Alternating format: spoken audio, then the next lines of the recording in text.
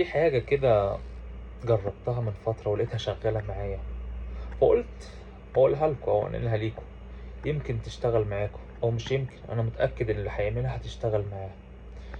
بص يا عزيزي وصديقي يا حبيبي، أي حاجة تجيلك فيها رزق حاول إن هي تكون منها رزق لغيرك.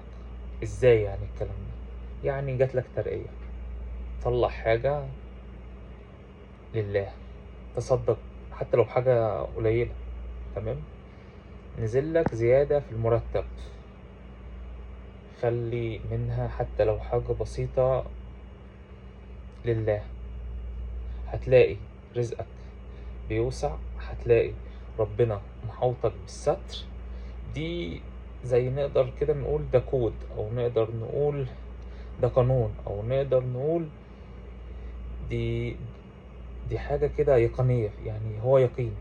سبحان الله إن أنت ربنا بيكرمك فيه، حاول إنك تخلي جزء منه حتى لو بسيط لله، وصدقني هتلاقي سعة في الرزق كبيرة كبيرة كبيرة، وهتلاقي ستر من ربنا محوطة. يلا، مش خسارة فيكم. السلام عليكم.